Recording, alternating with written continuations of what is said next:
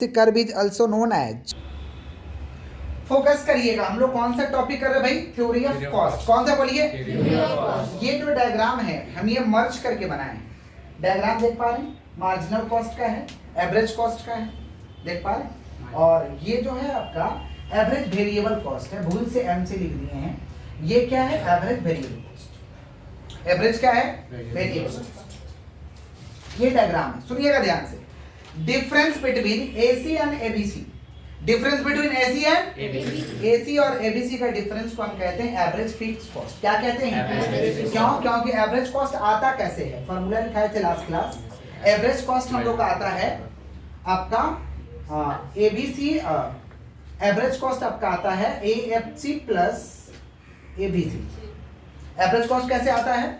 Average fix cost, average fix cost plus average variable cost. Average fix cost plus average दोनों को जोड़ देंगे तो क्या आता है? Average cost. क्या आता है? तो एवरेज कॉस्ट और एवरेज वेरिएबल कॉस्ट का डिफरेंस को क्या कहेंगे? बीच वाला क्या दिखाई दे रहा है? एएफसी। क्या दिखाई दे रहा है? तो टिक्की में पूछा जाता है, यस बोलिए। एमसी की जगह भी एबीसी होगा। एबीसी।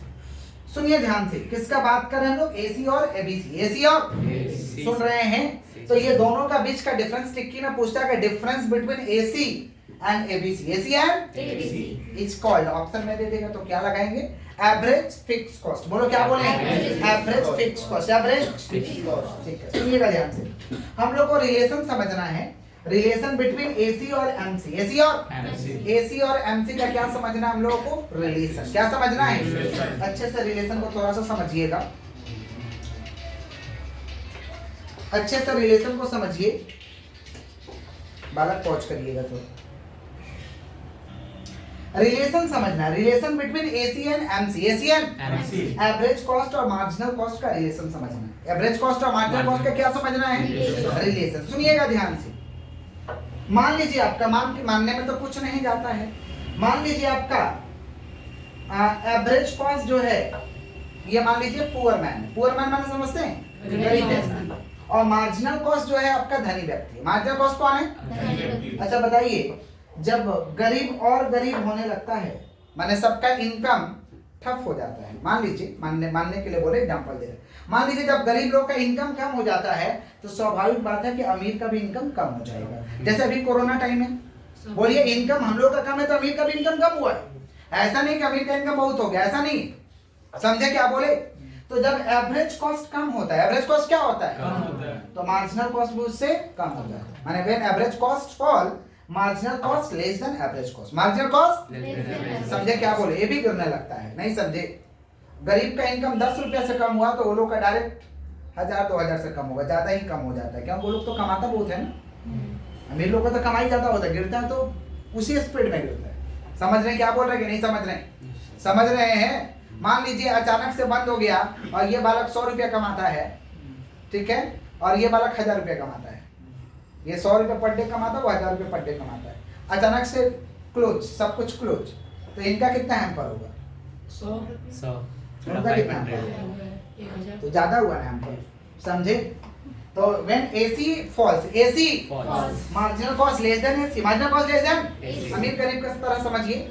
जब गरीब का इनकम कम होता है तो उससे ज्यादा इनकम किसका कम हो जाता है? अमीर का। बाकी ये मत समझिएगा, तब तो मेरे साथ नहीं बैठता है तो तुम्हारे साथ थोड़ी बैठेगा, उसका वॉल्यूम ज्यादा है, उसका वॉल्यूम, समझे? अब मान लीजिए अनिल अंबानी का कंपनी में इतना कर्ज है, स्थिति खराब है, इसका मतलब क्या है? अनिल अंबानी तुम लोग के साथ बैठेंगे, आप लोग के साथ बैठेंगे।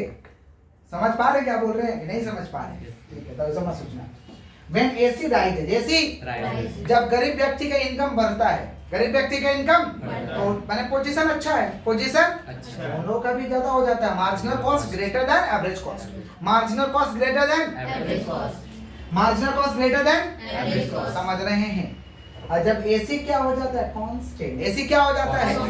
एसी जब क्या हो जाता है? कांस्टेंट। कांस्टेंट का मतलब क्या होता है? स्थिर हो जाना। कांस्टेंट माने क्या हो जाना? स्थिर हो जाना। तो दोनों बराबर रहेगा, दोनों का इनकम ठीक से चलेगा। समझ पा रहे? MC इक्वल टू AC। MC इक्वल टू तो याद रहेगा, when AC fall MC less than AC। AC fall MC less than AC।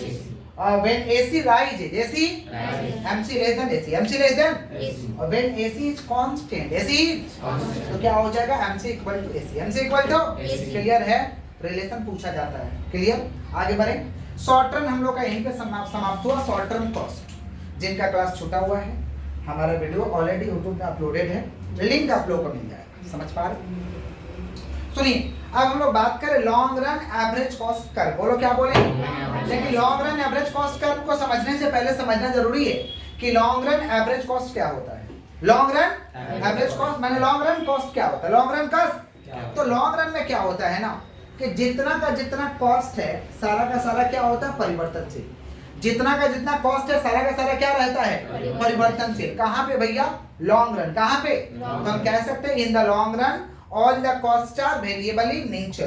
In the long run all the costs are variable in nature. लंबे समय के लिए बिजनेस करिएगा ना तो सारा खर्चा परिवर्तनशील होगा।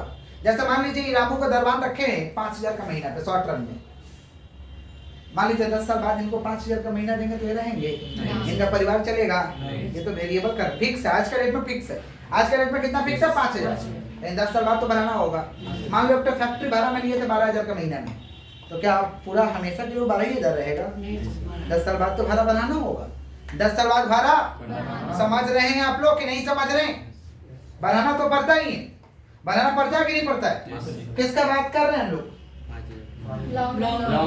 Long run. किसका बात कर रहे हैं? Long run. समझ रहे हैं कि नहीं समझ रहे हैं? किसका बात कर रहे बोलिए? Long run. समझे?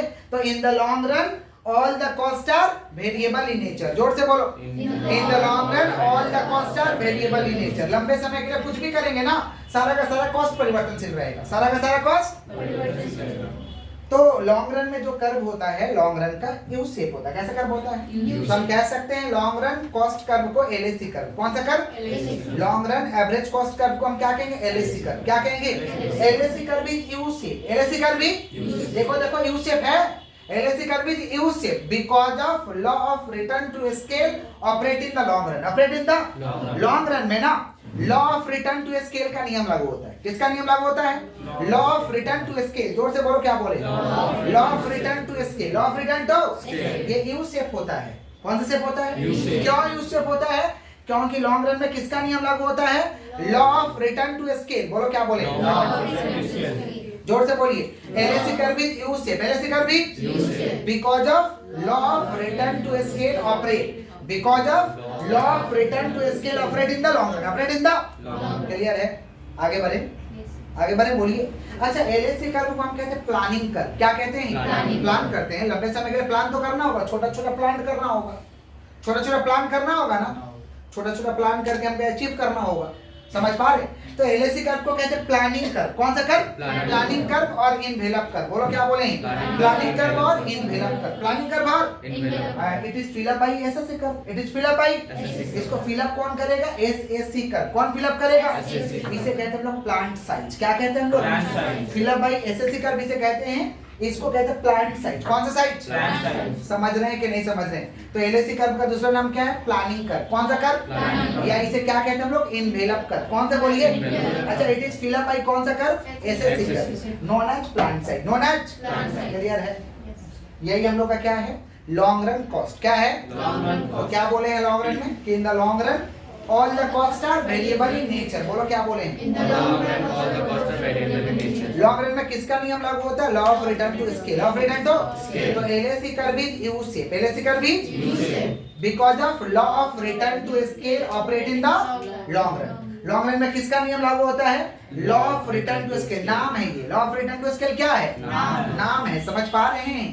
एक तो नियम है जिसका नाम है law of return to scale. क्या नाम है? Law of return to scale. अच्छा, LAC कर्व को और क्या कहते हैं? कौन सा कर्व कहते हैं? प्लानिंग कर्व या इनवेलप कर्व। क्यों इनवेलप? क्योंकि छोटा छोटा प्लान इसको फिलअप करेगा। तो fill up by SSC curve. Fill up by और ये जो SSC जो फिलअप कर रहा है ना, इसे हम कहते हैं प्लांट साइज। क्या कहते हैं हम लोग? क्लियर है? थोड़ा रिलेशन पूछते हैं, थोड़ा बताइएगा। व्हेन AC फॉल क्या होगा? MC less than AC। When AC rises, MC greater than AC। When AC is constant, दोनों बराबर हो जाएगा। दोनों क्या हो जाएगा? क्लियर है? क्लियर है कि नहीं है?